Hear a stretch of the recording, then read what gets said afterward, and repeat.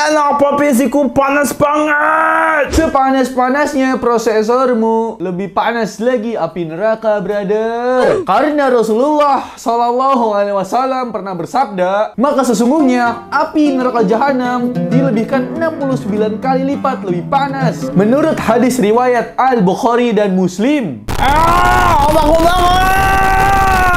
Cukup api neraka saja yang panas, brother. Kalau prosesormu nggak boleh panas, ini dia, pakai aja Deepcool AK400.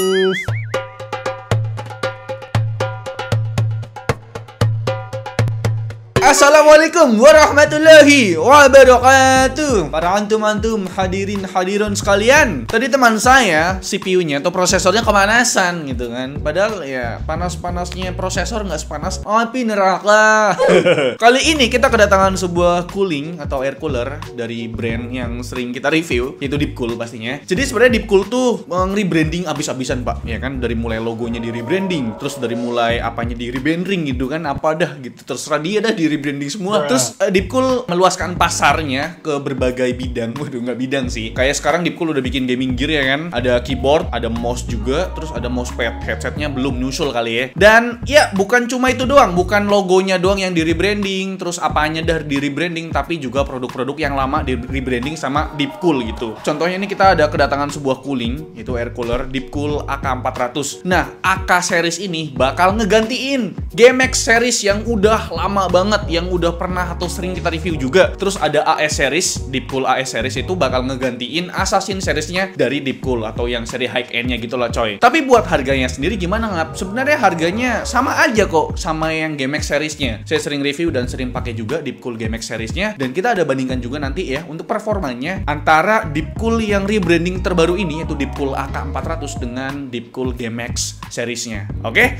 Ada GMX 400, GMX GTE, GMX yang lain sebagainya banyak dah. Tapi sebenarnya basicnya sih sama, heatsinknya tuh sama gitu. Cuma beda fan-nya aja cuy. Oke, nggak usah lama-lama, langsung aja kita review dan nanti kita bakal benchmark, kita tes performanya dari cooling terbaru Deepcool ini, itu Deepcool AK400. Let's go, kita bahas. Kita bahas mulai dari packagingnya, bre. Tampil minimalis seperti produk Deepcool kebanyakan. Didominasi warna putih dengan list Tosca yang udah jadi ciri khasnya Deepcool ini. Isi paket pembeliannya ada unit cooling yang udah menyatu sama fan-nya. Terus ada user manual dan ada satu pack plastik yang isinya perbautan sama soketnya. Soketnya sendiri multi platform, bre. Bisa buat AMD yaitu soket AM4, bisa juga buat Intel mulai dari soket LGA 1155, 1150, 1151, 1200 dan soket terbaru yaitu Intel LGA 1700. Deepcool AK400 termasuk CPU cooler berjenis tower. Tampilannya cukup sederhana dengan single tower heatsink dan single fan. Ada dua SKU berdasarkan warnanya, bre. Pertama yang pakai fan hitam dengan heatsink silver, dan yang kedua ada Deepcool AK400 WH atau White Edition-nya yang full putih. Sayangnya buat yang White Edition belum masuk resmi ke Indonesia. Buat dimensi dari Deepcool AK400 punya panjang 127 mm kali lebar 97 mm dan ketinggiannya di 155 mm.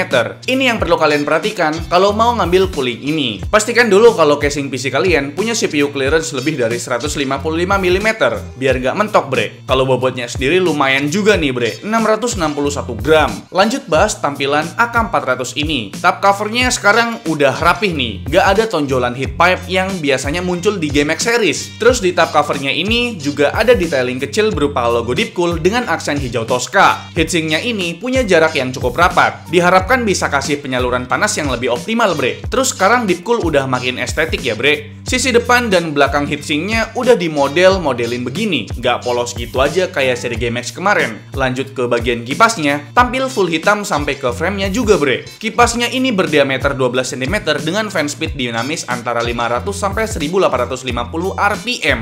Karena udah tersedia kabel 4 pin PWM buat kontrol fan speednya, kemampuan airflow mencapai 66 cvm dengan kebisingan gak sampai 29 desibel. Jauh lebih hening ketimbang rata-rata perpustakaan yang punya noise level mencapai 45 desibel. Turun ke bagian bawah buat bahas heat spreadernya. Ini alat alasan Deepcool udah nggak kasih pasta di paket pembeliannya. Ternyata udah tersedia di spreadernya ini bre. Cakep sih, dibikin pola begini. Cakupan pastanya bakal lebih merata pas kita pasang ke CPU-nya atau prosesornya. Deepcool AK400 ini pakai 4 heat pipe buat penyaluran panasnya. Tentunya berbahan tembaga yang emang merupakan konduktor terbaik bre. Oke bre, itu dia ulasan atau review singkat dari saya mengenai coolernya dari Deepcool ini, itu Deepcool AK400. Dan setelah saya lihat untuk seri lamanya Deepcool, yaitu Deepcool Game Max Series dengan Deepcool AK Series ini, itu AK400, ternyata sebenarnya kalau dari segi ukuran Deepcool Game Max Series itu lebih besar, tapi secara bobot Deepcool AK Series yaitu AK400 ini lebih berat pak. Jadi memang bener ya, Deepcool tuh bikin lebih compact, lebih padat, dan lebih solid gitu loh untuk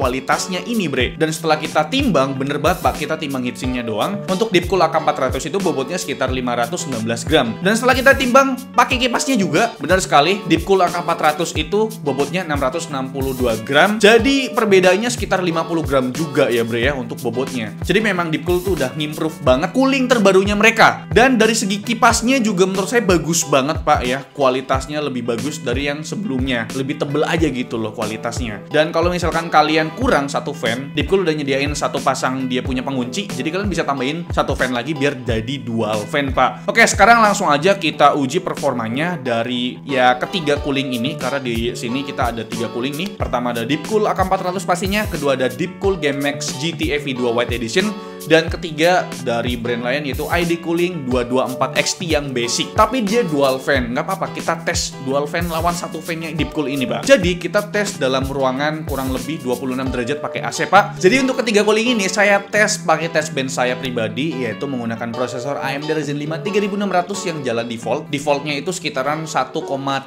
sampai 1,4 volt pak. Untuk base clock-nya Ryzen 5 3600 tuh di 3,6 GHz, tapi dia bisa sampai 4,2 GHz kalau misalkan coolingnya sanggup pak. Dia di 1,35 volt sampai 1,4 volt, itu tinggi banget sih harusnya. Jadi kita nggak perlu overclock lagi nih pak. RAM-nya pakai TeForce Extreme ARGB 2x16GB DDR4 3600 MHz, jadi totalnya 32GB. Power supply pakai VSP HV Pro 650W yang 80 plus bronze, dan juga untuk VGA-nya colorful GeForce GTX 1650 yang GDDR6. Untuk casingnya kita pakai open case bench stable dari Lianli T60. Selanjutnya di sini kita tes untuk pengujian Cinebench R20. Cinebench R20 ini cukup menyiksa banget ya pak ya. Kedua ada Deepcool AK400 yang dual fan di 72,5 derajat Celcius. Terus selanjutnya ada Deepcool AK400 yang single fan atau defaultnya itu di 74 derajat Celcius. Dan selanjutnya di sini kita tes menggunakan AIDA 64 Extreme atau stress test nih. Jadi sebenarnya stress test ini nggak bakal kalian temuin kalau misalkan kalian pakai PC-nya buat ngedit video, ngerender ataupun main game. Karena stress test ini bener-bener disiksa nih pak prosesornya. Nomor 2 ada Deepcool AK400 yang pakai dual fan. Dia di 81,1 derajat Celcius, cuma beda 0,9 derajat. Dan nomor 3 ada Deepcool AK400 yang single fan atau defaultnya di 82,3 derajat Celcius. Dan kalau kita lihat dari performa skor di AIDA 64 Extreme atau di stress test, memang sebenarnya single fan-nya ini udah sanggup banget ya, cuma beda sekitaran 2 derajat Celcius.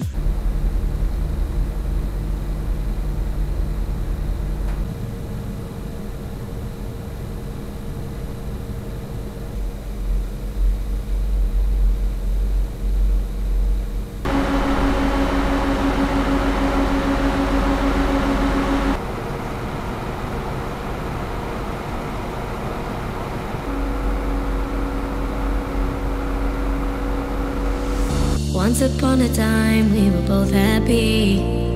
Everything was fine, then suddenly it leave. I was left behind, broken in pieces. Then you'd reappear.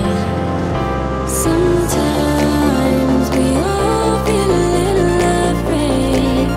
We don't put our emotions. Dan terakhir ini kita tes untuk noise levelnya atau tingkat kebisingannya dari sebuah CPU cooler. Jadi kita ada tes semuanya ya. Dan yang paling hening di sini ada Deepcool AK400 pakai yang single fan.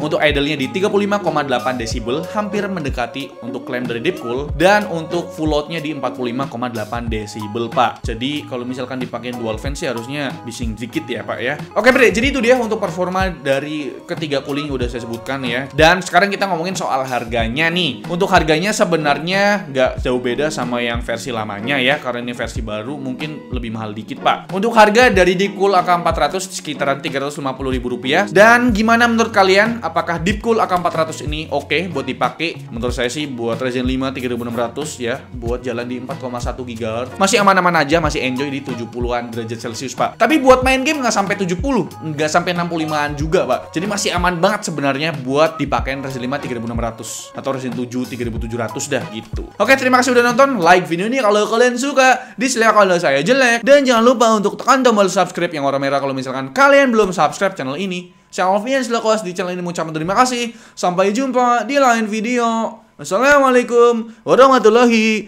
wabarakatuh.